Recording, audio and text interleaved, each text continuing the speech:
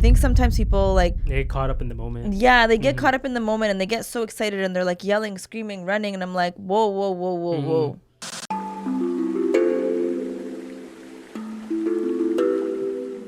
Ironically enough, this sweater was given to me by an Australian in a place where it's like the hottest weather. But in is the winter, they gave me my warmest sweater. in the winter, it's pretty cold. I guess so, but this is really thick. Like this is warm. I felt bad when they gave it to me. Yeah, they did that whole thing. I was like, oh, this is a nice sweater. They're like, take it, it's yours. What a beautiful quality to have. For real. That's It was actually what I shout out she to would her. she would do that. Exactly. I was thinking it was either her or Hamdi because like they are like they embody that. Mashallah. Hi guys, if you're listening to this. Welcome back, guys, to another episode of the Cousin Connection podcast. This is part 3. I don't know if it's gonna be a full part about like our specific trip because all we have left is me to talk about Madina and our way back. I feel like you have a good story about your way back, but we'll get to that. So we ended off last week with you making your way back, but you didn't fully talk about your experience coming back. Should I talk about my experience in Medina first? Yeah. Okay. So I think where I left off was like me getting to Medina. I was talking about like the train ride, the awkward seating, all that stuff. We talked about the Barakah last week and like and you definitely feel it when you're in Medina. Yeah. Because like actually everything in Medina was kind of smooth sailing. Like we didn't really have any major issues. We were there for like a good amount of days. I think we were there for 2 nights. But like 2 nights, but like it felt like 3 days, something like that. It was 2 nights and 3 days because we didn't have to leave till like the late evening for Medina. You mean Jeddah? Medina to Jeddah, yeah. Did you feel though, like, because I'm curious to know from it was your first experience, right? Like, did you feel the difference between Mecca and Medina when you landed in Medina? Oh, yeah. Yeah? Medina is like a completely different experience. Because like out your there, soul like, felt the difference? Yeah, and also out there, like, people don't, in Mecca, everybody has like a destination. Everybody has like a place they need to be. They're going in a direction. They're going somewhere. But then in Medina, you just go to the mosque and they just sit down and they just like chill. You see people like sitting down, they're praying, they're like talking, they're just relaxing, right? And like it's interesting because you'll be, outside of Medina, like out there is like there's a little bit more hustle and bustle. But the moment you get in, even though there's more people there, it feels like it's more peaceful. It's weird. I don't know what it is. Prophet's Mosque, you mean? Yeah. Like there's more people in that area, more concentrated people, but it seems more busy in the less concentrated areas, or at least seems more hectic and less concentrated areas. Or maybe that's the Barakah, but it's hard to explain. I don't know. That's how I felt, at least personally. But yeah, when we got there, we got our hotel rooms, and of course, like when you get there, you don't want to. I didn't want to immediately rest. I just wanted to go and see it, right? So immediately I got like, once I threw in all my stuff, I walked down. It was already nighttime, I believe, or like it was a little later. So, but I was also hungry. And I actually want to make a big shout out to this place. There's a grocery chain. I don't know if it's a grocery chain. They literally have everything. It's called Bin Dawood. I knew you were going to say that. Absolutely love Bin Dawood. Yeah, Bin Dawood saved me. Because you know me, like, first off, I'm a guy who, I want to be practical with like my food and getting my protein and all that stuff. And usually what I do is I go to places like their local grocery store and I just stock up on all their like pre-made food that's easy to take out and get and drink, right? So I'll go for like protein drinks and tuna sandwiches. Those are like sandwiches are good on protein. Tuna sandwiches. I love, especially like the pre-made ones. I don't know, they put something in it. Maybe it's just like the hella mayo they put in them. Hold on. What? I have to remind you of that one time we were going to Australia and we got those horrid tuna sandwiches in the These ones are different. Francisco? Yeah, those dry ass sandwiches. They were so bad. Like, yeah. The hard boiled egg. Yeah. The cold hard boiled egg. That was disgusting. Never. We ate for survival. You know why? Because that was in a white country. Faranji country, okay? This isn't a country with our people, okay? So they you know what I mean? It's like, yeah, I know. They knew how to flavor their food a little better, The Muzzies really hooked it up. Exactly. I got you. And because of where our hotel was, it was actually the bin Dawood that I needed to go to was on the opposite side of the mosque. So literally it was a 15 to 20 minute walk from there. Wow. But it gave me a reason to actually go to the mosque and like check it out. So I went to the masjid. I like walked around. I just saw the people there. No matter what time you go there, there's gonna be people around, right? So I made my way across. Funny enough, like my wife's sister and her family, like they were supposed to stay in the same hotel as us, but there was like a whole booking issue and they had to book a new place. Oh shit. And it just happened to be like on the other side. No way. Which actually worked out for them because that's mainly where the women's side is, and it was right next to the grocery store, and also all the stores that have like the clothing shops, all that stuff was on that side. Oh. So anytime I had to go there, I'd make a walk across. I definitely got my steps on this trip. Like I got a lot of steps on this trip. Yeah, I hear you. Yeah, so I pulled up to Bin Dawood at that night, and I got like 5 tuna sandwiches. I got like 6 protein shakes because they didn't have one thing about Saudi in general. I think they never include breakfast. They don't include breakfast in hotels. Maybe no, they do. What are you talking about? Maybe it depends on the hotel, but our hotel, like, you'd have to pay an extra fee for it. Which hotel were you at? I don't know. It was Zam Zam Pullman? something. Yeah, Zam Zam Pullman. They didn't have breakfast? They had breakfast, but it cost money.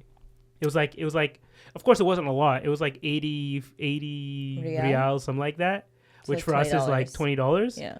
But it was like, I can literally get a $5 breakfast and have double the amount of protein or not double the amount of protein I'll get, but I'll get a good amount of protein in that as well, which is essentially what I did. I got a bunch of tuna sandwiches, a bunch of protein drinks, and I would just like carry that around with me, and either I'd have it in the morning or I'd take the protein drink with me just so I can have it at some point. But that definitely saved me. So shout out to Bin Dawood. Other than that, I literally just like, there's nothing else you do out there just to like worship, I guess. That's literally your only objective, and to chill and to explore a little bit. But we did end up, meeting our friend Warsame the next day, and it was like 7 a.m. Pulled up with his guy with his van, and he took us around like the rest of Madina, and he showed us all the locations, like where the Badr. Oh my God, why did I say it like that?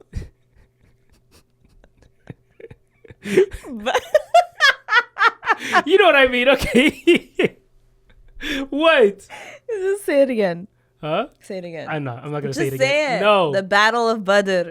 You said the Battle of Badr. Where that took place, and he showed us where the graves were, and you actually mentioned some of those places already. Did I send you guys a list? A list of the places to go to? Yeah, I thought I did. Maybe I did. I'm not sure, but he took us to all the spots that we would want to see anyways, right? Yeah. And we went to this like date market. I don't know if he took you there too. To Salman Al-Farsi? Salman Al-Farsi. It was where like the guys on the microphone. Oh yeah, exactly. You pull up to this place, and it basically sounds like an auction is going on. Yes. But it's just like a bunch of overstimulating dates. too, kind of. Exactly. Yeah. And they have like chocolate dates in one corner. They have the regular dates in the middle, and they're all kind of just selling the same thing. It's just who's the better salesman, and I feel like they're all connected anyway. So it's like you don't feel as bad for like going for one guy than the other. But we went there, and then we went to this place where there's a bunch of, I think you spoke about this as well, but there's a bunch of palm trees or date trees. That's where it is. Like the store is in there. Yeah, exactly. It's in the same place. Date palms, yeah. Date palms. Yeah. Is that what they're called? Yeah, date palms. And we got some dates there. The ones that Ajwa dates. Ajwa dates that could be blessed. Might have been planted by the Prophet. We just don't know which one. I mean, palm trees have a lifespan of like 100 years, so. But they said the one that the Prophet planted himself is still there, but just no one knows where it is. Oh. Yeah, it's like 300 palm trees. There's a whole story behind it. Yeah, the Prophet planted, I think it was 200 to free the slave Salman Al-Farsi. Was it 200 or 299? It was like 300 or something like that.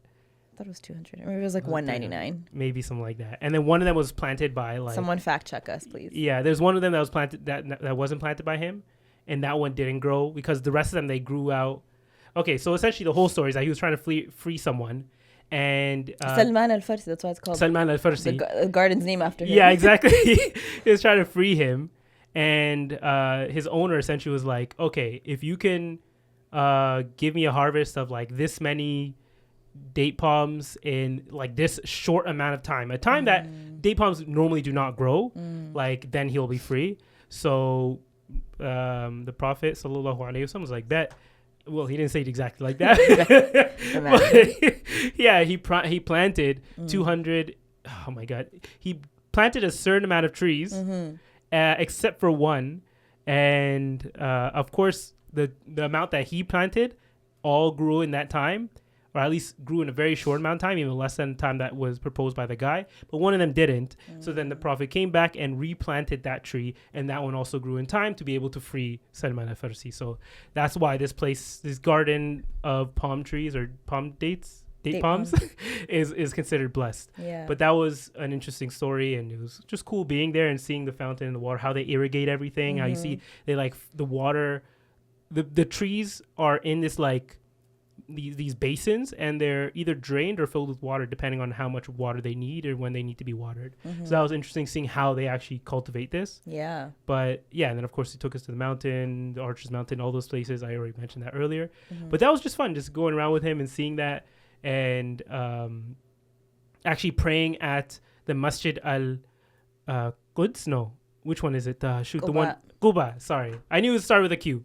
It's okay, I got you. Quba, where actually your prayer there, or your whatever prayer you make there, is considered, the reward of that is considered doing an Umrah. Like similar to doing an Umrah. So that was, basically I did 3 Umrahs on this trip, okay, guys? Yeah, so that was really good. And the next day we just chose to... Actually, no. The next day we also went to a museum that Warsame had suggested to go to. I wish I could remember the name of it right now. What is the name? It was it's like a cool building, right? Like Asafia something. I have it on my drive because I was like self-auditing myself. Recently, I've been doing that a lot because you don't realize how much you pay, like how much you spend in a month until you self-audit. No, I came home, I looked at my credit card bill, and I said, "Oh." For real. Here I was thinking I spent like max $500. Nah, that's called delusion, babes. Yeah, for real. Yeah, I literally have it in my expenses. Oh, it's called Dar Al-Madinah Museum. Oh. Dar Al-Madinah. Well, that's an easy name to remember. I don't know why I forgot that. But it's yeah. Okay. So that place, and the cool thing about this place is that the person who made it actually like made a lot of like mini figures of... They call them figures or like replicas of Medina. Essentially, he actually I think got the Guinness World Record for making an exact replica of all of Medina. Like it's a giant, like back in the time of the Prophet. Cool. Oh, sorry, it wasn't. I think this one was maybe just from a few hundred years ago. I can't remember exactly when this was made for, because he made it exactly to what Medina looked like. Maybe it was 100 years ago, but essentially he made this. It was like 25 feet by 25 feet. Wow. Yeah. That's big. And yeah, it's huge. And there's like little figures of every house. They said that like it's so accurate to the point where someone came and was able to point out their family's home on that map or on this figure. I know there's a name for it. It's a replica, but there's actually a name for it where you have like a mini representation of something. Someone in the comments will put that in there. Yeah, but yeah, he has that, but he also has like the history of the Prophet sallallahu alaihi wasallam, like his not only his history but the history of Mecca and like how it developed and how like the first Kaaba was made and what it looked like, and then how it like has changed over the years and how it looks now versus how it looked when like it's a lot of detail, and you have a guide going around telling you, okay, this is representing this and this is representing that. It was really, really interesting. So that was another cool place. So if you ever go to Medina, first off, hit up Warsame, of course. Another shout out to him, but also check out Dar al-Madinah Museum. That place, get a taxi, drive you out there, and it's not far from Medina or Masjid al-Nabawi anyways. So if you're staying around that area, just get a taxi and check it out because it's actually really interesting. I think it was like $30 That's not bad. for the tickets. Yeah, and they have a couple like booths outside of it where we got a couple, just knickknacks and stuff. And there's actually a really nice, the seal of the Prophet. There's like a guy selling like his ring? Replica of it. Yeah, the ring, but like the actual what it looked like. They're selling like a replica of that one. Nice. And you get it in different colors, but it's made out of clay. It's actually really interesting. But yeah, that was another positive of the trip. And then of course the rest of the time we just spent going to the Jum'ah prayers and I think there's Jama'ah, like the just praying in congregation. Oh, sorry, Jama'ah prayers, not Jama'ah Yeah. prayers. I got you. Yeah, you know what I mean. And it was just it was a very peaceful trip, and my highlights were basically just going into the mosque and being able to pray there, seeing the hundreds of thousands of people going there, even in Subhi. Like when you go there early in the morning, I still had to wake up maybe an hour early just to get a good spot. Were you guys there on a Friday? That's the day we left. Did you catch Jama'ah prayer then? No. Oh. Yeah, unfortunately we had to leave right when it was happening, which is what the story that I was mentioning last week. That's when we were leaving. Like we were leaving and we were seeing that literally millions of people just walking the street, because you can't drive into Medina when it's Jummah, right? Yeah. You have to literally park your car from outside the city limits and start walking in. So you see millions of people walking in. That was the day that we left. We unfortunately our train was like maybe a couple hours after that, but we wouldn't have been able to make it in time if we didn't leave before Jummah. Yeah. If that made sense. Yeah. Because of how much traffic there is going in and out of the place. And also the luggage, you can't get an Uber inside there. It's a whole thing. I get you. Yeah. So, of course, we went shopping a little bit inside there too, but my focus, of course, was just being in the mosque. And of course, the main part, I don't know how I haven't mentioned this yet, was a Rawdah. Thankfully, I was able to book it like weeks ahead, so I wasn't really as stressed. Unfortunately, Hanan, like she wasn't able to find an appointment and all that stuff. So even through like because she tried like doing the regular that. way. Yeah, she tried doing the regular way where you just do like. She couldn't get an appointment. I believe she actually just traded her appointment with someone. Oh. Yeah, but still, it was really hard to get in there for women. I could see how like disappointing the process can be for women, and I felt kind of bad because as a man, like I was looking at it even after I had did it. I was like, oh, let me just look at it again, and I see like 5 spots open for like a couple hours ahead. I couldn't go to it. I wish I could have gotten it for her, but I don't know. I feel like they don't really give as much time for the women, unfortunately. I think there's just more women than men. Yeah, that too. That's literally it. Yeah. And the process was actually pretty easy. Like I went there like 10 minutes. Make sure if you do have a Rawdah appointment, actually this is a big thing. Sara mentioned this, I think even last year. Yeah. Make sure you confirm your appointment. Yep. I think it's 24 hours ahead. Yeah. They send you a notification, but it's like you kind of don't see it all the time. Yeah, you don't really see it. You might not have push notifications turned on your phone. Make sure you confirm your Rawdah appointment. And then also when you are supposed to have your Rawdah appointment, get there 30 minutes ahead of time. Don't go there like right at the time that you see, because if you pull up the details, it'll say your Rawdah appointment time, but it'll say like your check-in time or something like that. There's a time that you have to be there ahead, because they first they corral you, all the people for your time, they corral you into a group first in like a second area after you first check-in after you go through the first check-in, and then they take you to the actual Rawdah location after that. Yeah. The unfortunate thing about the Rawdah experience though is they are rushing you all the time, right? And of course, when I got there, I didn't realize how you mentioned that they rush, but I didn't realize how bad it is, because I had gotten in. I tried to get a spot as close to where the Prophet was buried and also where his minbar was. So I was able to find a good spot. Literally, like the moment I finished my 2 rak'ah, this guy's like literally picking me up. Like saying, Yalla, Hajj, wait, like he was almost trying to pick me up. I was like, I didn't even get a chance to say dua or anything yet. Like I'm trying to like, be in the moment, but I just got thrown out of it. And I was like, forget it. I'm just going to leave. So I just got up and I started walking out, and I thought that maybe it's different for women. I thought that when you get a Rawdah appointment, it also allows you to go to in front of the Prophet's grave, like you know how the Golden Gate. Yeah, where the Golden Gates are. But that's actually a separate thing, which I actually prefer, because for men you can go in at any time. You can go as many times as you want. But is it different for women? We don't even get access to that. Really? Yeah, we can't. You never get to go past it. Women can't go there. Really? Like the Golden Gate? Yeah. No, that's for men only. I did not know that. Yeah. I thought like maybe during your Rawdah appointments, because it's locked off at that moment, you guys get to go through. No. Oh, okay. We only are on the side, like where the Rawdah is. Yeah. But I guess my one advice is like, if you do get an appointment and you're able to go, take your time when you pray. Take your time. Yeah. Because they're not going to pick you up. Well, Unfortunately, some of the guards will literally like push you while you're praying, which is a little. Mm-hmm.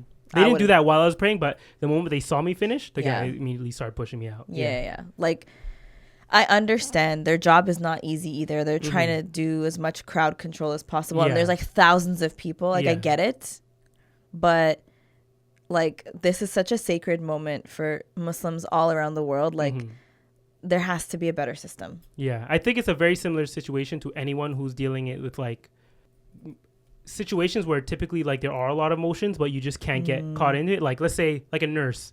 Like, nurses can get kind of desensitized, I feel, to like certain situations, seeing certain traumas and seeing like certain heartbreaks in the hospital, just due to the fact that they're seeing it thousands and thousands and thousands of times and every day. Every day, to where you start to forget. Like, you know, they same thing with like doctors or cops or just anyone who's dealing with people in heightened situations. Because even like being in a spiritual situation or a spiritual moment, I guess, can also be a heightened situation in a way. I at least it can sort of relate to that. So I can kind of see it, but it was disappointing in a way. But at least I was able to. At first, I was very disappointed because I thought I missed like an entrance to go and walk by the Prophet's grave, like go to the Golden Gates. But then I realized like that's a whole different area. So when I walked out, then I went in and I was like, okay, this is not what I thought it was. So you were able to... Yeah, I was able to go through, and I did that the first time, and then I think I went again when I was leaving. Yeah, like I showed Sabri a video, and I was like, when you go here, like record a good video for me. And he was like, why? I'm like, because we don't get to see that. Yeah. We don't get to see it, unfortunately. Unfortunately, but the time that I went with my parents last year, we were very, we got lucky because at first, when we went to our... Rawdah appointment, it was like the same thing for the women where they make you wait outside in a line. And I remember they were being like super pushy and like literally like pushing us all together.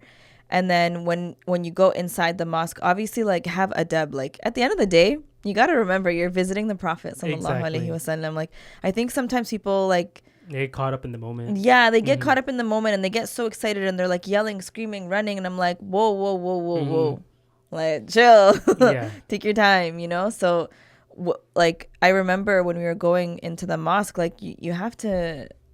I don't know what the translation for adab is, but, like... Chivalry? Respect? No.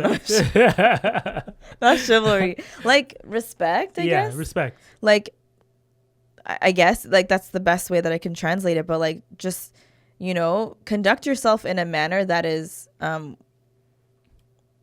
like not worthy, but like good enough. Imagine if the Prophet was alive. Like, would you be screaming, running, like acting the way that you are in his presence? I don't think so. So anyways, like when we got there, they have like batches, but obviously like the groups don't stay together. So it was like more women ended up coming in. There were still women in that area. So I was just trying to get to the front. But we obviously like you can't push your way through. So where we found ourselves was like towards the very back. So you know, like here, imagine the Prophet's grave is like that. Like this is the side in the Rawdah. We were like at the back here. And I remember like the minbar's like all the way at the front there. Yeah, like we couldn't even see it yet. So I'm like, oh man, like all right, you know what? Let's just like pray 2 rak'ah and then we'll try and like make our way up. So I remember we were praying and there were 2 or 3 other women that were kind of like directly behind the Prophet's grave, and they were praying, but it was because that was actually the direction of the qibla, but like the guards thought that they were praying to the grave. So they came and like I remember while I was praying they started screaming at them and like dragged them up like while they were praying, and they're like, what are you doing, like shirk, what, like screaming at them obviously in Arabic, and I was just like, I don't think that's Unfortunately, I haven't seen any of that. And I was like, what is happening? Like, why are they, like, they're literally, like, they're just praying in the same direction as all of us. Like, I don't understand. Anyways, they moved them. And then after we finished praying our 2 rak'ah, we made our, like, we actually had time to make dua, but then the guard came and she was, like, telling us, like, you guys have to leave. But she didn't know, like, she didn't see us when we just finished, right? Like, she just thought we were standing there. And so then like my mom was like, we came all the way from Canada, like please, we're just trying to go into the Rawdah, like into the boundary, like can you let us through, because they had these like line things. So then I think the lady just like felt bad, and she's like, so she kind of just like went like pointed and then turned her attention to someone else, and then I didn't see you. I was like, mother, let's go. Now's our chance. And so we were able to like go under the line and actually be within. You know how, I don't know if Warsami told you to look for the there's like boundary markers on the pillars. Oh yeah. Do you know what I know he mentioned it. Yeah, he sent us like the map and everything. Yeah. Okay, so like I made note of where that was, and I was like, let's try and stand like within that. Obviously, there are also some scholars that say like the whole entire area is considered the Rawdah. So like there's differences of opinion, but we just wanted to be as close as possible, which we were able to, alhamdulillah, and like pray there. And then I have videos which I'll send to you, so we can maybe insert like a clip or two of it. But yeah, I was very fortunate to be there.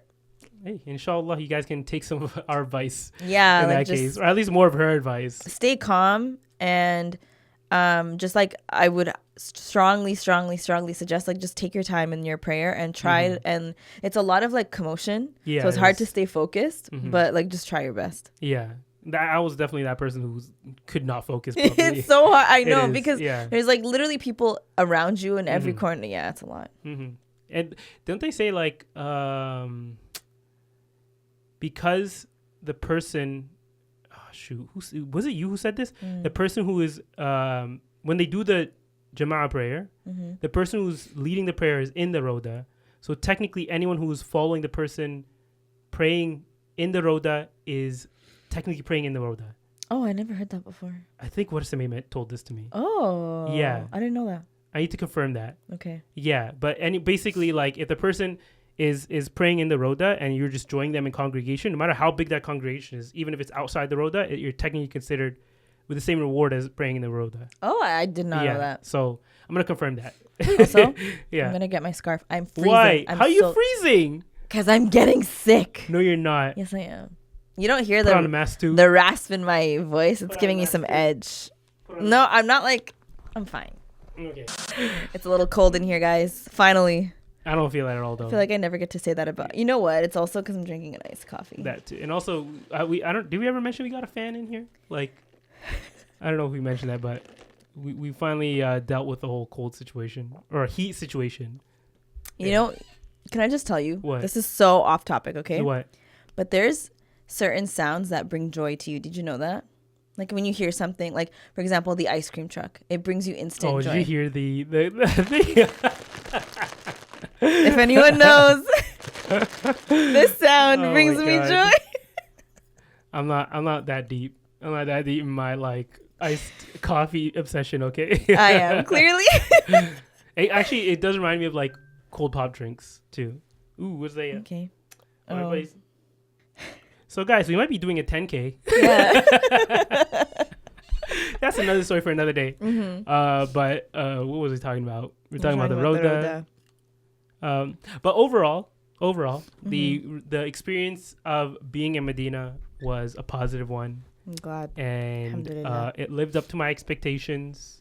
I didn't have like high expectations or whatever, but like it's not that I didn't have high expectations. I knew it was gonna be good, and it was good. Like it exceeded expectations. That's what it is. Okay. You saved yourself. Yeah. It was getting to like a questionable territory. Also one thing. Before I leave Medina here, so like on the day we had to leave, we were like, okay, let's go and let's stay up from Subhi. Even though normally we do, I think like sometimes we might go back to sleep or might go back and just chill for a little bit, but it was our last like 6-7 hours in there, so we're like, let's like make the most of it. So we all woke up for Subhi. We went to the mosque. We all prayed in the mosque, and then or the masjid. I always say mosque because it doesn't matter. Yeah, same thing. And one thing, like a little also trick. You know, I don't know if this is a good or bad trick to tell you, but like if you go to a hotel and you just say like, yeah, I have someone inside, they'll most likely just let you in for breakfast. Because her mom said they paid, so I didn't steal nothing, okay? But because they paid for the room and it pays for a certain amount of people, there's just less people in that room, right? So I literally just walked in And the hotel they were in, I forget the name of it.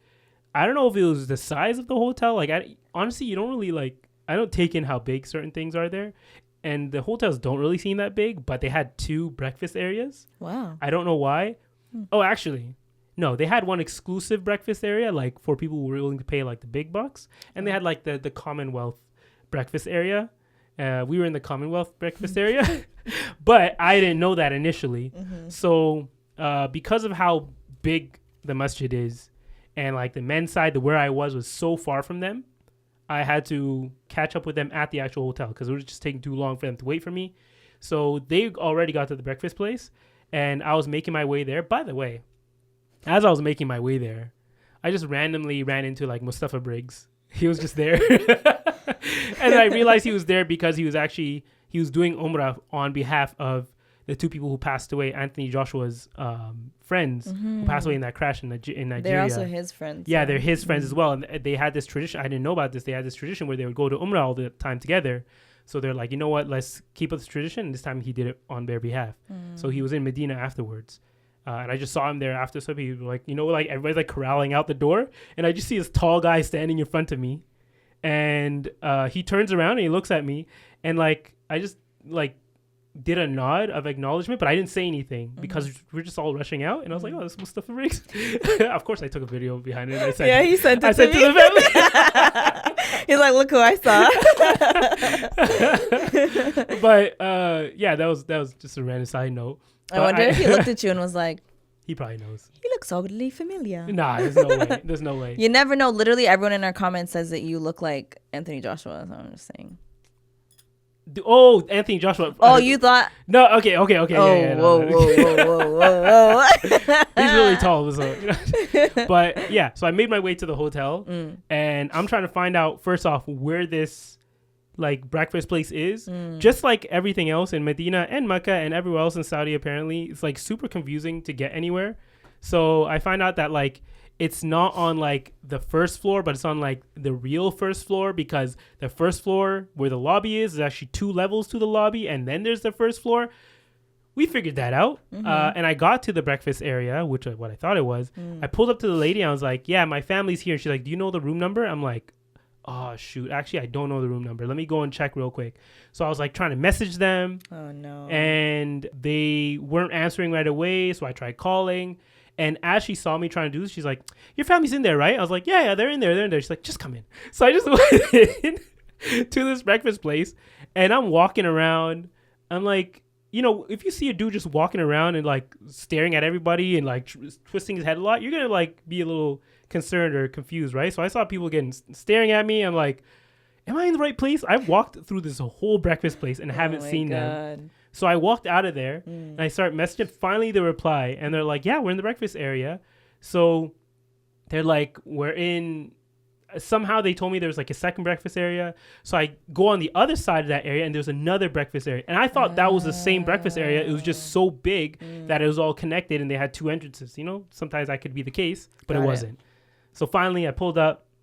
They let me in. I just told them I'm with these people and I had breakfast. We actually walked around Medina, like the masjid that time, and took pictures in front of the green dome and the silver dome. Is it silver? Yeah. Yeah, the silver dome. And I actually went to do my farewell, like not the salams to the Prophet. And then we made our way out, and we made sure to like give enough time to where the rush didn't start yet for the people coming, because this was on Friday before Jummah started. And even then, even though we gave ourselves like at least an hour or whatever of time, it still took a time for our driver to get in and to get out. Yeah. Because there's just people walking on the street and they don't care about like traffic rules. They're just gonna cross. They're gonna. So you're going at like a snail's pace essentially. But alhamdulillah, we made it out. Yeah. We got to the, what do you call it again? Station? The train station, and we made one like last ditch effort to try and see if Hanan's bags had actually pulled up. Still weren't there, unfortunately. We got into the train, made our way to Jeddah. I think by the time we got there, it was like 5 o'clock. We had till about the next day. Our flight was like 5 a.m. So we gave ourselves a bunch of time in Jeddah to like go shopping. We pulled up to that Al-Abaya place, Sarafi Mall. Sarafi Mall. And that's where actually the same place where I got Baik for the first time. Did you like it? And it was it was the best. But the weird thing is that, like, you know, I mentioned last episode that there wasn't really any like line etiquette. Yeah. So I ordered my food and we sat at the table. I'm waiting a good amount of time. I'm like, they're always cooking. Like, there's no way it takes this long to do it. After like 15 minutes, I'm like, something's got to be up.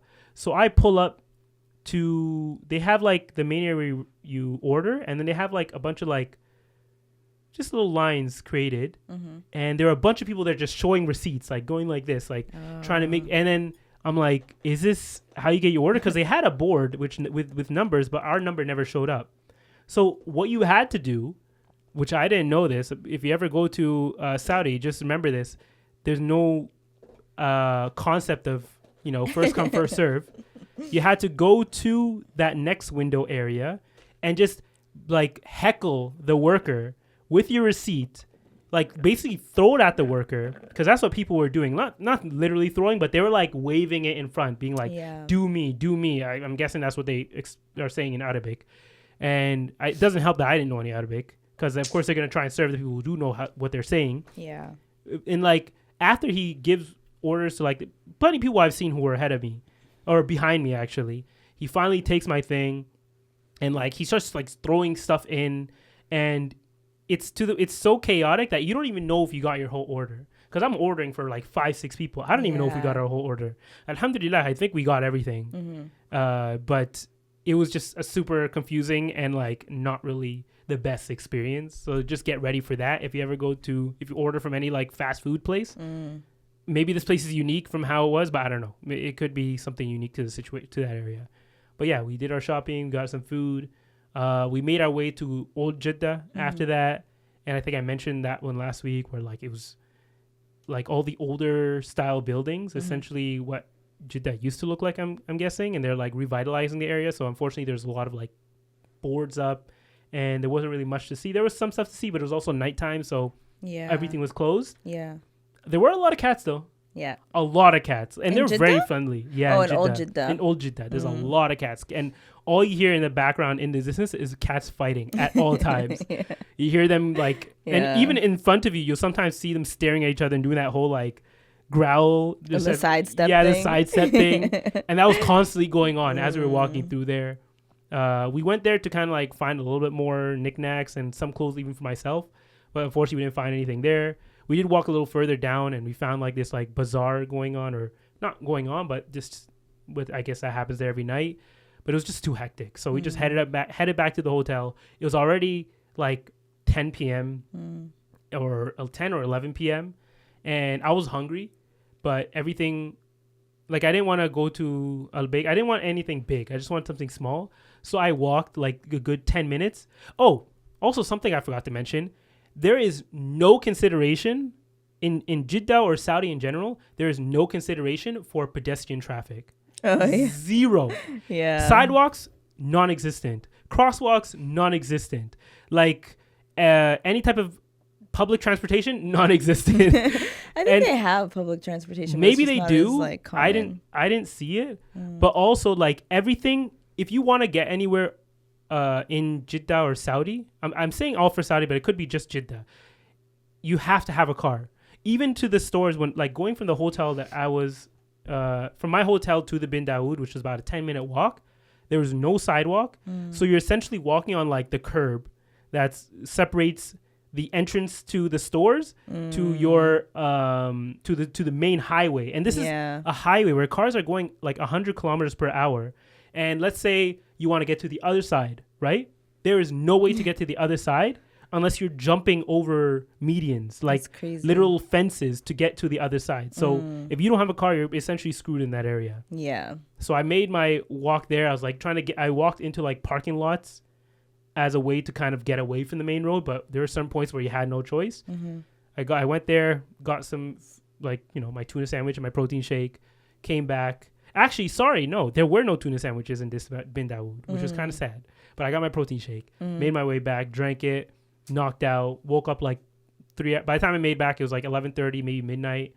Woke up like 3 hours later, got a taxi, made our way to the airport. This time we took Qatar Airways. Nice. So yeah, it was a lot nicer. The food was blessed. You know, halal food too. So like you're not really worried about that. And I still did ask the lady. She's like, of course it's halal. What are you talking about? but that was they gave you like a good amount of food too. It's like you feel it's like hearty meals, right? So I didn't feel like I was starving. But somehow when I got home, I was still starving. Like really? I didn't feel starving on the plane, but maybe it's because we're not moving. But then when we start moving, you start getting hungry.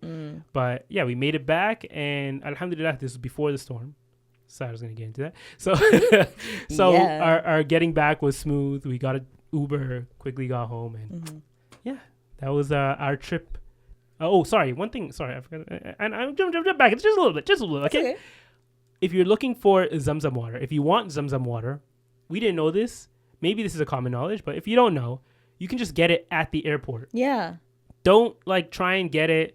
Oh, my bad. I didn't tell you guys that one. No, I don't think so. Yeah. Sorry. Don't try and get it from like Makkah or Madina and try and carry it around with you the whole time.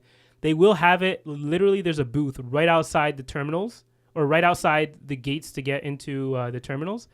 And you can buy as many as you want because all you have to do is when you check in, they'll tell you, okay, go to another booth where you can give them your Zam Zam water. And then you can just pick it up. And it's not considered like an extra weight on your luggage, essentially. So you can get as much as you want there. There are people getting like 5 to 10 of them, basically. Yeah.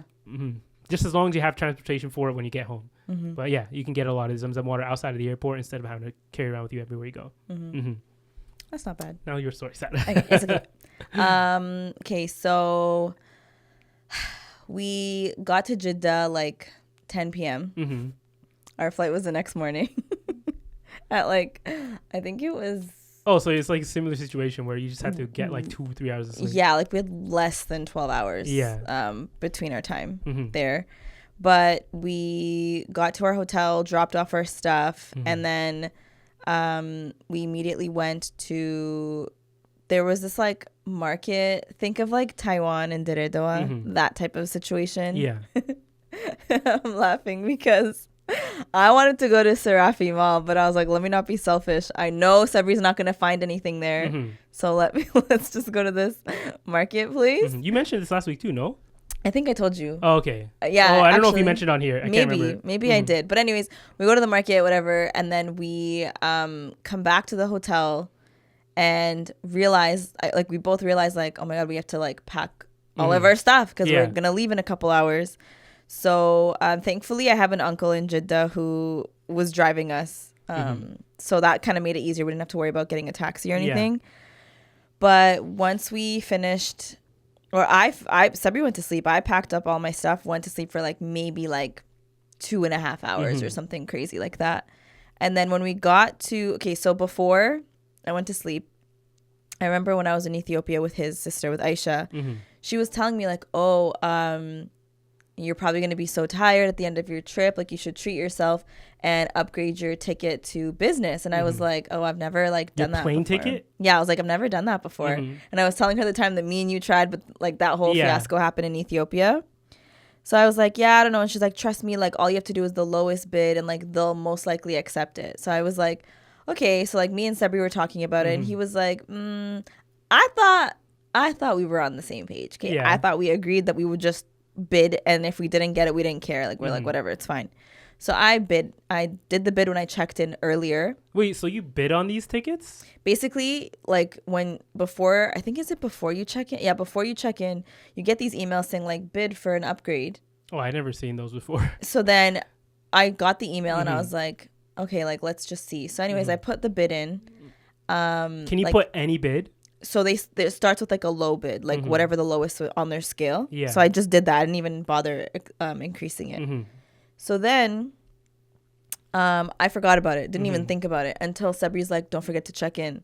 I'm trying to check in. It's not letting me. And I'm like, oh my God, it's not letting me check in. Great. So then I'm like kind of freaking out a little bit because I'm like, I'm not going to get a seat next to my brother. I couldn't remember if we had prepaid to have seats next to each other. Yeah. And I was like, I don't remember if we did that. Like, whatever, like we'll figure it out. Yeah. Then I never got any email saying that I got accepted, or I didn't get it. Like I didn't get any emails. I didn't know what the situation was. I'm like, we'll surprise her. Right? And then I got an email saying like, oh, we might not, like, it was such a weird email, but it was like, we might not be accepting your bid. And I was like, okay, don't, but give me a friggin' seat. Like, I want to get on the plane. Because I couldn't check in. Now it's the morning. Still don't have any information on this flight. And so I'm starting to get nervous. And then we get to the airport and Sabri has his boarding pass, but I don't. So I'm just like following him. And then the lady's like, where's your boarding pass? Like, what, like they ask you when you, because we were flying. I thought you were checking in, no? Yeah, but like, so we were flying Saudi Airlines and in the airport, they have like a specific section just for that, I guess. It's kind of like Air Canada at YYZ, like at Pearson. I'd say YYZ. Pearson. Yeah. So Sabri shows his boarding pass. She lets him in and she's like, they're not letting me through to even go check in. Really? Yeah. And I was like, I don't know, lady. Like it won't give me a boarding pass. Yeah. So I'm trying to pull up my email now. My Wi-Fi is like, my data's slow and I'm like trying to pull it up to show her. Sabri's like waiting there and I'm like, hey, you just go, I'll let you know what happens. So anyways, eventually I pull it up and it says, congratulations, you've been upgraded. And I was like, was that an old email or a new email? A new email. It had just gone through like at the airport. Okay. So I was like, oh, I guess I'm business. Hey. And then she was like, okay. No, you did not say that to her. I didn't say that to her. Okay. But she was like, okay, because I looked confused. So she was like, girl, you would know if you're business. And I obviously didn't. Yeah. So then we get our Zam Zam water, and now Sabri and I have to separate. I'm like, wait, did you not put the thing in? He's like, no, I never agreed to that. And I was like, hey, that's on him. That is on him. You make me more comfortable. I'm just saying. So I was like, okay, fine. Now I have to go through this alone. And I was like, you know what, Sara, just act like you've been here before. Like, don't look dumb. Yeah. So I'm like, all right, let me just act like I've been here before. So the minute you go, first of all, I did not know that business had a separate check-in area.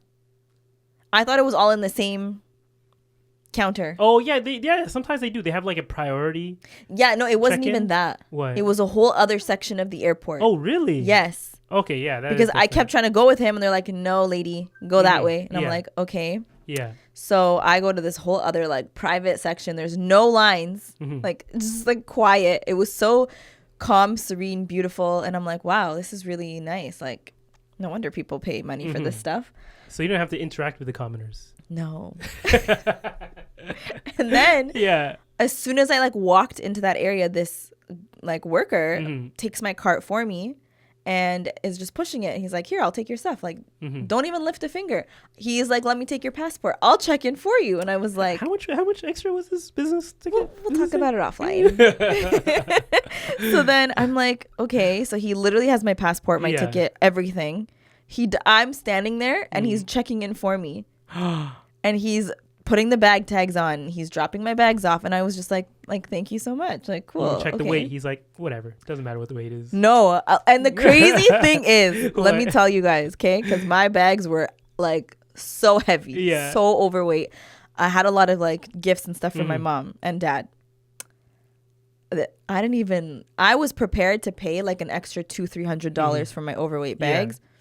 Nothing. I didn't have to pay anything. Talk about it. Nope.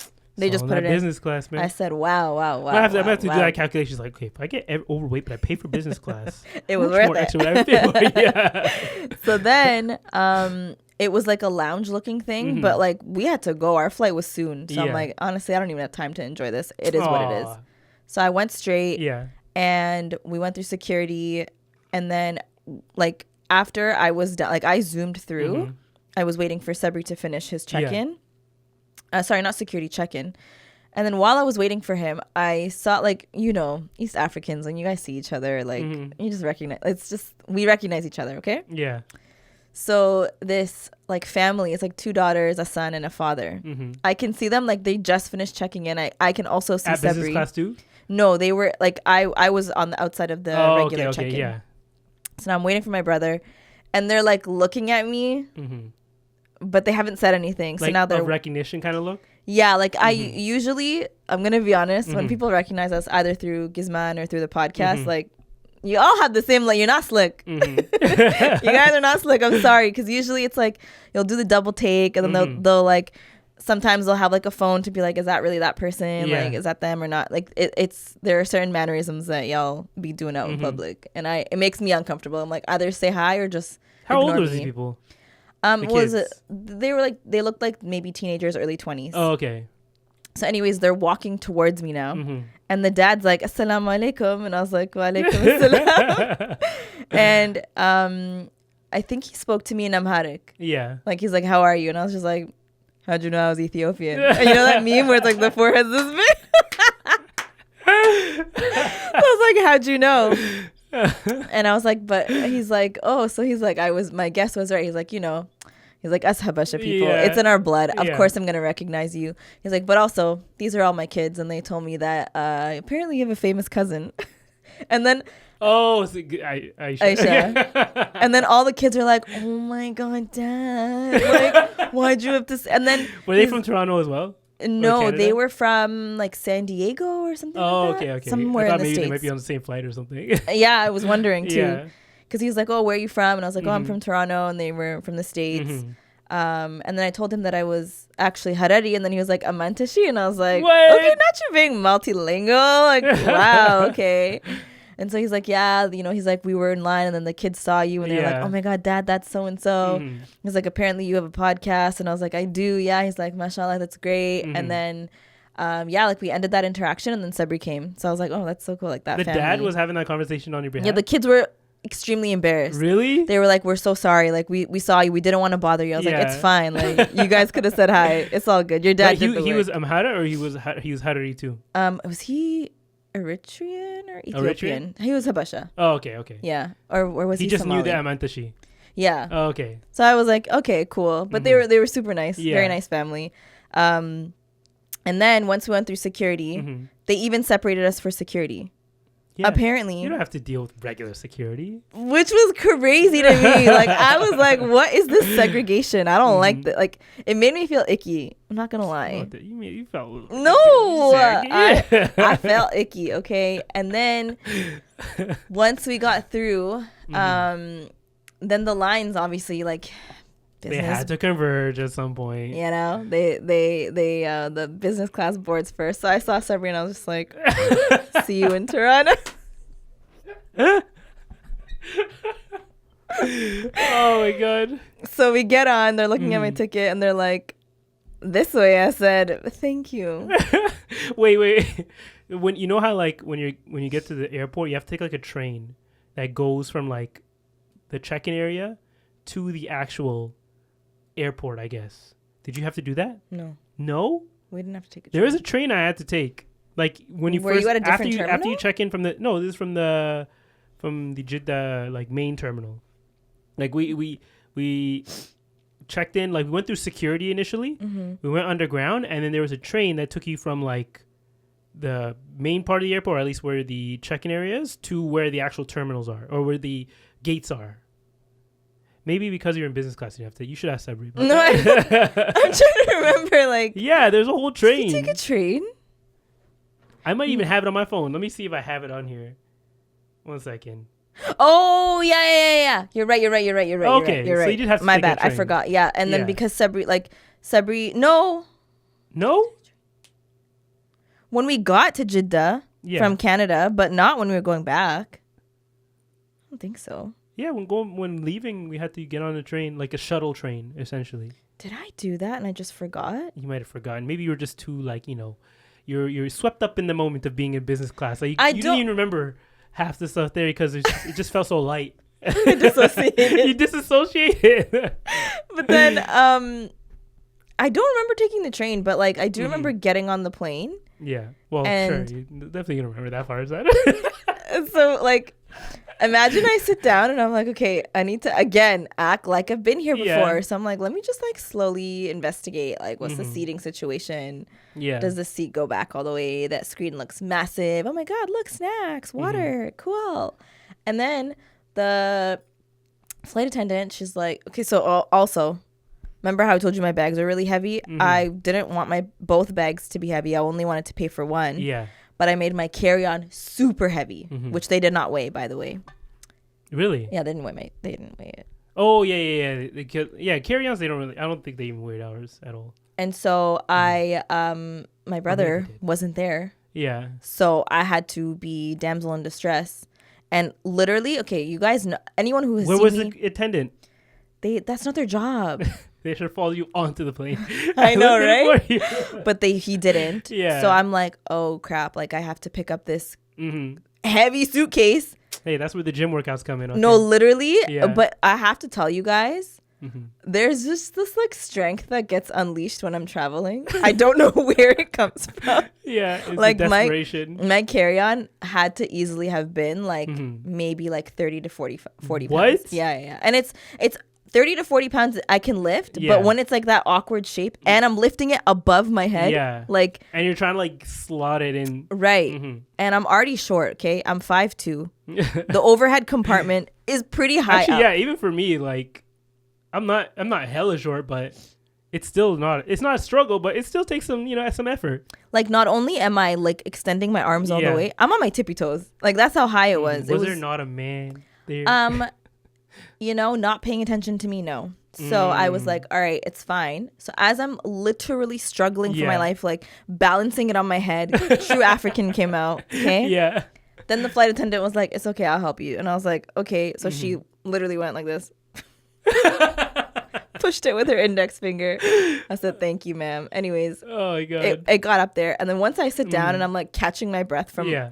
that struggle, Mhm. she's like, can I interest you in a welcome drink? And I said, oh, what do you have?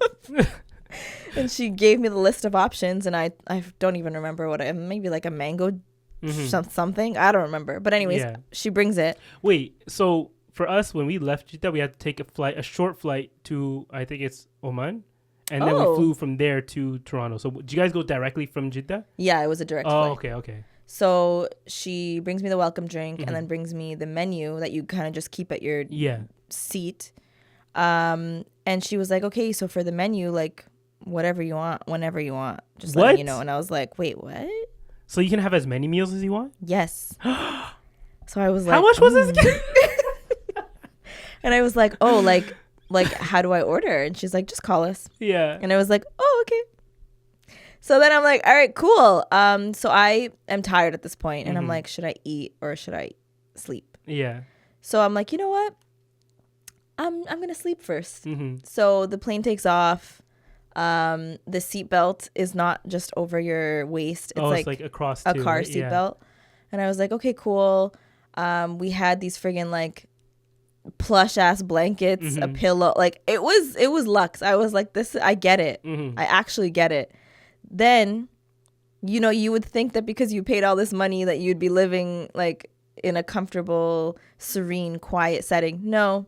Not only was there a baby, there were 3 of them. No way. 3 babies. Were they in the economy area or in business? No, they were class? in business. And I said, okay, period. Like, love that for you. But also, one of them, okay, so 2 of the babies one was in front of me. Yeah. There was another one, like, the dad was sitting next to me. And so the parents were switching the baby back and forth.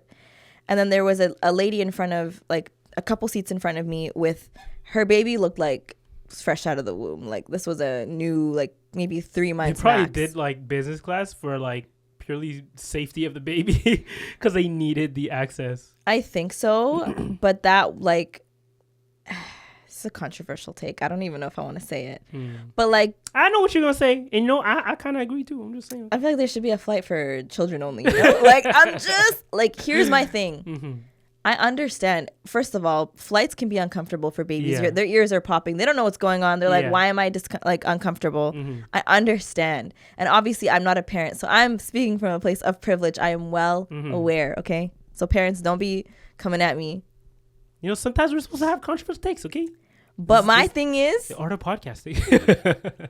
this one lady, like, I could tell she was probably distressed because she could not Get the baby too quiet. She could not, like, no matter what. Like, she was walking up and down those aisles, like, and at one point she gave up. She actually just gave up and said, you know what, scream your lungs out. So the baby screamed for the whole flight? Like, every like hour and a half, the baby would, like, either wake up or get startled and just start screaming. And the unfortunate thing was that when that baby screamed, the other 2 woke up. They started crying. Oh. So I was like, this is fun. A chorus of baby screaming. On the plus side, they give you these over-the-ear noise-canceling headphones. Really? Game changer. Did they actually, like, cancel a good amount of the noise? I know I think like baby's noise, like it's such a high pitch sometimes that it cuts through the noise canceling. This actually tuned them out completely. Oh, really? Because I was also watching something. Yeah. But then when I was sleeping, it woke me up, unfortunately, and it is what it is. Yeah. But I was so annoyed, and then I was like, you know what? I'm gonna eat now because I think I slept for like 3 hours, which like actually knocked out. The one thing also, like kind of like a trick, or not a trick, a tip when you're on a plane, like track when you're. It's hard to do this because sometimes you just fall asleep, but try and track it. Because sometimes you don't realize, like, you could have slept 1 hour. You could have slept 3 hours. You could have slept 4 hours, and you just won't know if you didn't check what time you were on the flight and, like, when you actually woke up. Because sometimes you're like, oh, I got, like, 3 hours of sleep, and you check, it's, like, 30 minutes. Yeah. You have, like, no concept of time on there. Exactly. So then I woke up, and I was like, all right, let me see, like, what movie selection there was. And I think there was a movie called Sinners. You know, the one with Michael B. Jordan. He plays his twin, So I was like, all right, let me see what this is about. But low-key, like, not trying to get... Wait, you never knew about Sinners? Like, I heard about it, but I never knew what the concept... Like, I had no clue that it had anything to do with vampires. Sara? I said, vampires? I don't even watch it, and I know what it's about. I never looked into it. So I started watching that, and I think the first thing I ordered was on the menu. Do you want me to tell you what I got? I think I took a picture. You actually took a picture? Because I was like, I have to remember this when I retell this story. Where's the photo? It was like a Wagyu beef burger. They had that available? Delectable. Not gonna lie. Now, like, I'm trying to like put these like benefits together, and it might actually be worth it. Well, you have to tell me the price after this, but you know, okay. I will. You're gonna gasp. You're just gonna be like, oh, okay. If I'm gonna gasp, then maybe no. Like in retrospect, I don't know. But let me find the photo of it. The price you had to pay was the baby screaming. I was too shy to take photos. Ooh. But it was like a pretzel bun. You're too shy. Ain't nobody around you. I know, but I was You're scared. in business class. But then, and I got a mojito. Oh, you're watching Dune? Yeah, I was watching Dune? Yeah, I did watch Dune, and I thought of you. Yeah. And then, this was really good. And then after I ate, I was like, okay, so I finished my movie, and then I want to watch. I think this is when I started Sinners. Yep. After I took a nap. Yeah, so this was 10:22, and this was at 4. So I ordered eggs with 2 sausages, potatoes. Ooh. It was like a decent breakfast, and then they also gave me like croissants and stuff. It was very nice. And I think I got like a tea, and they kept giving me water in this beautiful glass bottle that I wanted to take home. A new glass bottle every time. Nice. Hey, that's actually better because it's better for recycling and all that stuff. So. Oh, I didn't take a picture of this, but anyways, okay, this was when I first got on, and I was like geeking out. Okay. Yeah. When I first started Dune. Then it looks like a first class seat essentially. I was lying flat. Yeah, that's like, what's the difference? I don't know. Okay. I guess it's not here, but they had a thing called movie snacks where they give you popcorn, chips, chocolate, and then she's like, "Do you want like a drink with it?" And I was like, "Yeah, what would pair well with this?" And she's like, "A hot chocolate." I was like, "Exactly." I would get on that flight. I would get off that flight 2 pounds heavier. I'm pretty sure I did. Yeah. And you know what I noticed? Yeah. The bathrooms felt bigger. What? Oh yeah, that would make sense. Like I feel like in a regular bathroom, it feels so claustrophobic and tight. Yeah. But in this one, like I had space. I was like, this is kind of spacious. One thing I didn't like though, because all those damn kids were on the plane, they were making the bathroom a mess. It was gross. I constantly had to clean it. I was really upset. Well, you know, it's the price of luxury. I was like, damn, these kids. And then this was before I got off. I wasn't starving anymore. But she was like, can I interest you in some dessert? I said, yeah. So it was like this kind of weird cheesecake thing. It's like a cheesecake with, is that like almond shavings? And almond shavings. And it was like passion surrounding? Fruit, like some. You know, they tried. And then I got a tea with it, Did which they have was chocolate nice. Cake? Yeah, they had like a lava cake thing, and I was like, "Oh, should I get this for Amir?" For me, like, in honor of me. And then that was I didn't overdo it with the meals, honestly, because I just felt like I had no room for it. I was like, "Where am I gonna put all this food? I can't. I wish I could enjoy it, but I didn't." What did Sabri say about his experience at the end? So when we landed, so we landed. Okay, our flight was 13 hours, I think. Only 13 hours. Yeah. Ours was a little bit longer because we had to fly to Oman first. Did you have a layover? Yeah. Oh. Like we had not a long layover. Like when we got on, I don't think we waited long. Yeah, we got onto our flight right away. Oh, okay. So we landed, and I had heard rumblings before we got on our flight that there was a massive storm in Toronto. But I'm like, they're being dramatic. It's probably like a little light flurries or something. No, when we landed and they all opened the windows, and I saw just what it was, just white, and I was like, oh man, we're back to reality. Yeah, for real. Okay. So we actually had to stay on the tarmac for about an hour and a half. And then once we finally deboarded the plane, but while we were sitting on the flight, we had service now. So Sabri and I are texting back and forth. At this point, like, there's no more like white noise from the plane. It's just silent. Yeah. And so the babies are having a field day. They're screaming. They're just going off. At this point, I tuned it out. Sabri losing his mind. Why? Because the kids were like running rampant on his side. Oh, really? The plane. Yeah, they were just... Maybe it's better that we took Qatar then. I had no issues with the kids on the Qatar Airways. Like, I think there was one kid at one point for like 30 minutes. But other than that, it was chill. I feel like more like parents are more likely to take direct flights because it's less movement. I think so. Maybe that was our bad. Like, sorry, we wanted convenience. Yeah. But and one of the positives of having a wife or a partner or something is that like you just sit next to each other and like you feel a little bit more free. You don't feel like awkwardly touching this person. So we felt a little bit more. Had a little bit more space. I think Sabri didn't, because my seat was the seat that was next to his. Yeah. But then I moved, so he had a free seat. Next to him. He actually had the whole free row. Really? But there was a guy that was like, "Oh, free seat. I'm gonna sit here," and he was livid. Sabri, I feel your pain. At least, but he had the middle at least free, right? He did, but he was thinking like, like I could stretch my legs without paying extra, Sara. But yeah, then we landed. We got off the plane and went through security and stuff. Like, so we said we're still separate at this point. Yeah. And then because I got through to the baggage area first, I'm messaging my brother. He kind of got held up a little bit, and so I'm like, this is odd. There's like so many people. Like, I guess a lot of planes landed at this time. Yeah. And then I overheard like this other lady that was on our flight was asking one of the workers like, hey, like I just landed from Jeddah. Like which thing is our carousel? And he goes, oh, Jeddah? Yeah, 3-4 hours max, minimum. And I was like, I overheard that. I looked at her and she laughed and she's like, did you hear this guy? And I was like, sorry, did you say 3-4 hours minimum? And he goes, yeah. There's delays. Like, get comfortable. So I'm thinking like he has to be joking. Yeah.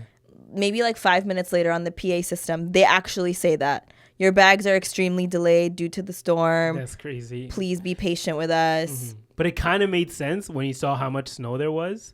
Yeah. Because like these vehicles are still driving out there. Yeah.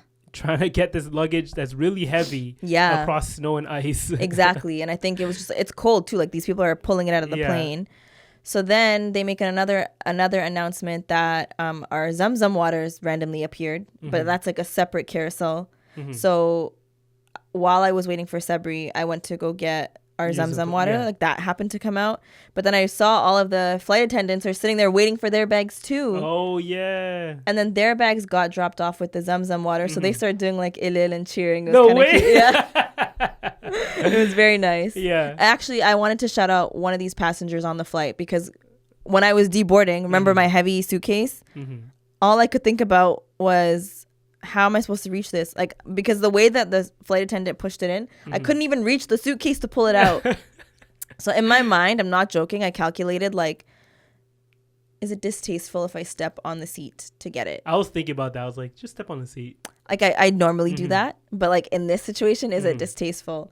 And then there was a passenger who I think he was Arab, but like dark skin. So he came, I think he witnessed my whole mental calculation. Yeah. And he goes, don't worry. I got it for you. And I was like, thanks. You know, chivalry's not dead, guys. It's not dead. So he got me my bag. And then actually he happened to be there when we were getting the Zam Zam water. He also got the Zam Zam water. Okay. I said, wow. Where's Sabri in this? He wasn't there yet. Oh, okay. So this is all happening before he came. Yeah. So I got my Zam Zam water, and then I got comfortable. I sat down on the carousel. I literally told my brother, because he came with a cart and he was about to like wait, and I'm like, no, come sit. You have to break the news to him. Yeah, and he was like, you're joking. 3-4 hours. We landed at 2 p.m. Do you know what time I got home? 8. That's crazy. 8 p.m. I got home. That drive home was probably like, you guys literally live so far from the airport. That drive home probably wasn't fun. Yeah, like because we waited a bit for the Uber, and mind you, we didn't have jackets. Yeah. So while we were waiting for our car, we're standing inside like the airport. Yeah. And I think we only had like scarves and a hoodie. That's all we had. And I was so cold. The walk from just the airport to where the car was, which is like maybe like 100 feet. Yeah. Like less than that maybe. I was frozen, and I was like, wow, this is the harshest slap back to reality I've ever faced in my life. Even for us, even though it was a week later, it was nice when we got there, but then that week later, it like we were like, okay, stuff's getting real. And it hasn't let up since then. Yeah. Like since that day, it has continued to snow. We got another big snowstorm after that. It's been like negative 20 degrees every single day. Yeah. Like, I'm not going to lie, the post-Umrah depression, I feel like it was heightened because of the cold and the snow. But yeah, and then I made it home, and I was very grateful to see my bed, not going to lie. Yeah. Like very, very grateful. Not that the hotel beds weren't comfortable, but there's nothing like going back to your own space, you know? Yeah. For us, it was the, seeing the cats again. Because like, I don't know if I mentioned this, but throughout the whole trip, whether it be Ethiopia or Saudi or Mecca or Medina, we have this camera in we installed right before the trip because we wanted to check in on the cats. So, but you could also talk to them. So every day, like randomly throughout the day, you'll hear my Hanan or something going, Itchy, like they would say their name. That's very true. Because we would just be pulling up the camera, the footage or the live feed, and speaking to them, and they'll like get super curious. They'll jump onto the counter to like get closer to the camera, and we'll like talk to them and just see them, and we'd like set alarms for when their feeding time was, so we can see them eating. That's so cute. But that was definitely another like fun part of the trip, just checking in on the cats, but seeing them in person. They're definitely like. Even we got them maybe in August of last year, and it definitely took them some time to get used to us. But now, after we came back, I feel like they're like super. They're friendly, not friendly, but like they are friendly, but they know that we take care of them. They show that they appreciate that we take care of them, right? That's cute. Yeah, they'll sit on our laps a little bit longer. They'll let us pick them up a little bit longer. So that was definitely a highlight. You talk about post Umrah. Depression. We weren't hit, at least I personally wasn't hit with it as much because like we were immediately seeing the benefits afterwards. Because one big thing after you take a long trip where the time difference is pretty significant, 8 hours, you tend to have like weird sleeping hours. You're jet lag, you're still trying to get used to the hours. So we're waking up sometimes at like 2-3 o'clock in the morning, right? So as this was happening, we were like, why don't we just keep this going, right? Yeah. And I never thought in my life I would ever be a morning person. Yeah, it's crazy. But now I'm a complete morning. I'm like, your life has changed. Yeah, it's like that song, I Can See Clearly. It's like that playing in the background because I didn't realize the benefits of waking up this early. Like you can get so much done so much earlier. We're waking up now. I'm waking up at I don't know how it's gonna be when Fajr is earlier, but when we first got back, like Subhi was like around. Like maybe like 6 o'clock or no 6:30 something like that, and we'd be waking up at like 5 o'clock. We'd be chilling, we'd be doing like some chores in the house, and when Subhi came in we would pray together, and then we would just stay up. We would just continue with our day that way. Of course it meant that we were sleeping a lot earlier, and I was always a person, the avid person. I would be the first person to tell everyone that I'm a night owl. Like I will stay up very true as late as I can. And even if I have to wake up early in the morning, I'll get less sleep just so I can stay up later. But now we were falling asleep at like 10 p.m., 9 p.m., something like that. 10 p.m. is even late. I'm like yawning at 7:30. Okay, that's a little bit much. That's a little bit much. Okay, that is giving grandma vibes. Loving it. Nah, but 10 p.m. was a good time that I found right now. Like 10, It's actually pushed a little bit now, like to 11 p.m. On the weekends kind of thing. But still, that would have been like not even a thought in my mind back before this trip. But yeah, it's the thing is that I didn't think it would be consistent. Like I thought eventually we'd go back to normal, but now it's like become part of our lives. And you don't realize how much time you're saving because like today we're recording this at 10:30 and I've already gone to the gym and I've done a couple other things. So like I don't feel like, oh, now I have to go to the gym. That's going to take another couple hours. Like I have so much to do. I have the whole rest of the day to do whatever I want. And same thing on the weekends, like not weekends, the weekdays. I used to go to the gym after work, which would take a lot more time. By the time I get home and I eat and everything, like I'm like forcing food down my throat before I have to go to sleep or whatever, or I'll stay up late because of the food that I just ate. But now I'm like working out in the morning, then I'm praying, then I'm like chilling, then I get ready for work and I leave for work. Like it's super chill and you're fully awake at work. You don't feel like groggy. And yeah, so huge difference. It made my life. I feel like it's related to one of the duas that I made, so maybe that's just one of my duas we answered right there. But that's like probably the biggest takeaway post trip from this trip is like the waking up early and seeing the benefits of it. Do you feel like a spiritual, like a huge iman boost? Oh yeah, definitely, right? Which is like perfect timing too, because Ramadan is around the corner.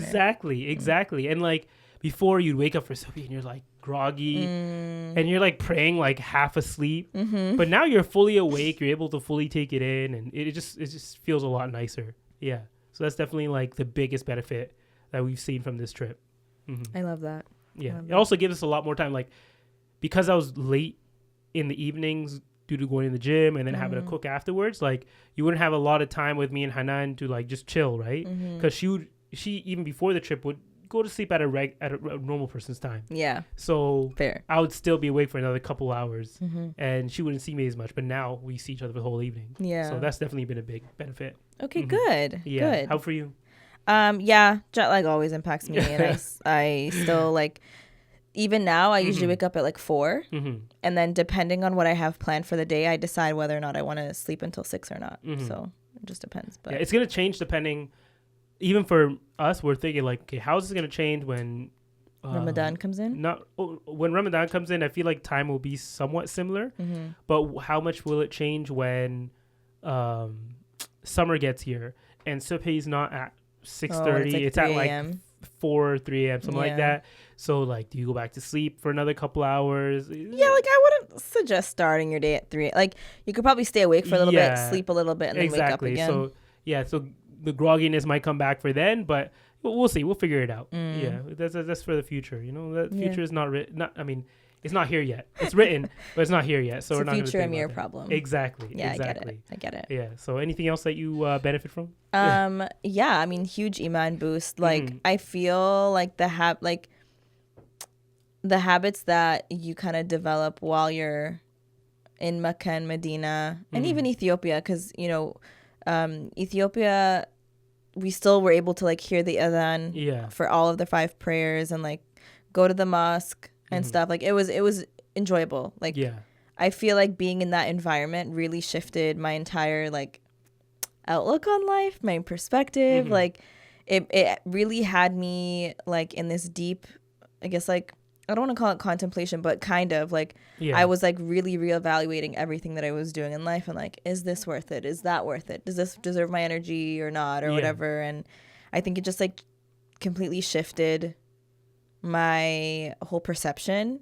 But that's also like in general with any travel, but this obviously is a specific type of travel. And so I guess it kind of just like helped me set my intentions for the rest of the year. And hoping that we go into Ramadan with our full battery pack, fully energized. I don't know what I'm trying to say. You know what I mean? With our full iman. Exactly. That's what I'm trying to say. But yeah, so that was a good 3-part series for y'all. Hopefully whatever tips or advice we gave y'all in these 3 parts will benefit you whenever you, inshallah, make your way to Mecca and Medina yourselves. Yeah. I know I've seen a couple comments already saying that. Like, I was just pulling them up right now, saying how they're a big help. So we're glad to hear that. And we see that you guys like it just purely from the comments and replies and the likes and the views and everything. So I'm glad that we could like impart this information towards you guys. Yeah. Someone shared, can you share your book list? I've been wanting to start reading again. Did we talk about books or something last I'll have to week? collect a book. I have a book list. Well, like, I don't have a book list, but I have books that I've read that I think people would like. I actually have a book list that I'm working on right now. Oh, okay. Slow reader, but... Yeah.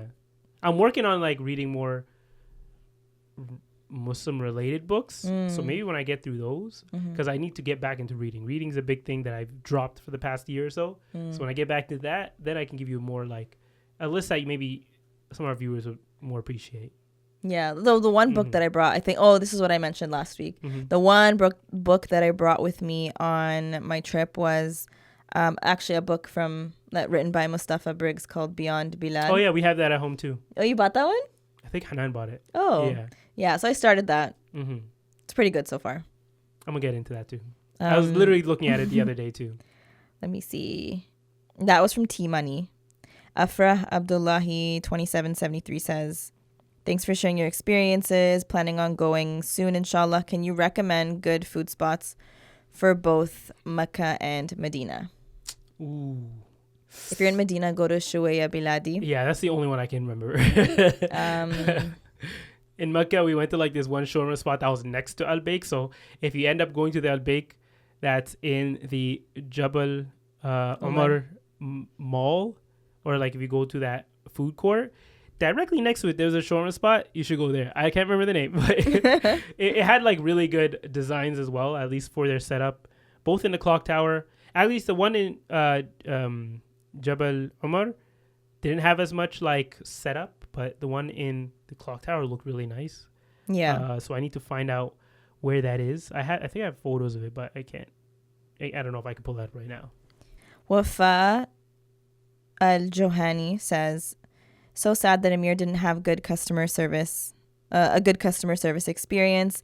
Seeing as I'm from Saudi, I can safely say some of us can be a tad bit racist and not willing to help foreigners. So sorry. But at least both of Sara's visits were pleasant. I've been a silent listener from the beginning, and when I listened to your podcast last year, I did not expect you guys to come back to Mecca so soon. So I didn't comment before, but now I am, and inshallah, when you come again, you have to message me, and I'll help you out as much as I can.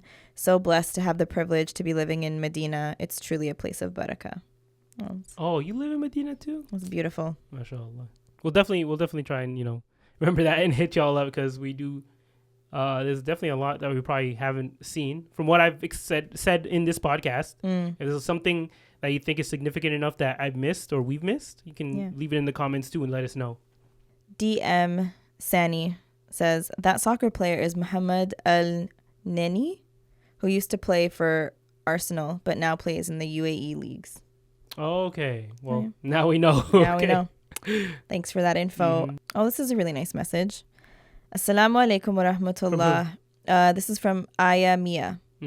Mashallah, you guys are amazing. That's so nice. She said, your parents are very lucky. Inshallah, they should be proud to raise y'all. May Allah accept your Umrah, all your du'as. May Allah bless us all to do Hajj. Ameen. I'll share this video with my nieces and nephews so they can be proud and strong. Aww. That's very kind. Wa alaikum assalam wa Alaikum rahmatullah. assalam. Very beautiful.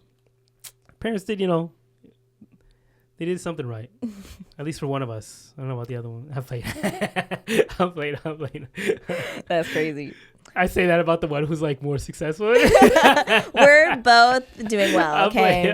I'll play. But yeah, that concludes part 3, I guess, of our Umrah / Ethiopia trip. Exactly. And if there's anything else that, like I mentioned earlier, if there's anything that we might have missed on our experiences or our trip there, and you feel like it's important enough to mention, leave it in the comments. Yeah. If you have any other comments about anything we spoke about here, or your own experiences, maybe about the Rawdah and stuff like that, leave that in the comments. Whatever you want, just leave it in the comments. Hit the like button. Make sure to also subscribe to the channel. Yeah. That's a big thing. We're trying to get to 10K subscribers, and it's just a nice number. So maybe you can get us there. But other than that, make sure to also follow us on Cousin Connection Pod, Instagram and TikTok. And I think that's it. Thank you again for listening to this 3-part series. Yeah. If you haven't listened to part 2 or 1, they're not named part 1 and 2, but the last 2 episodes previous to this, check them out. Other than that, we'll see y'all next week. Bye.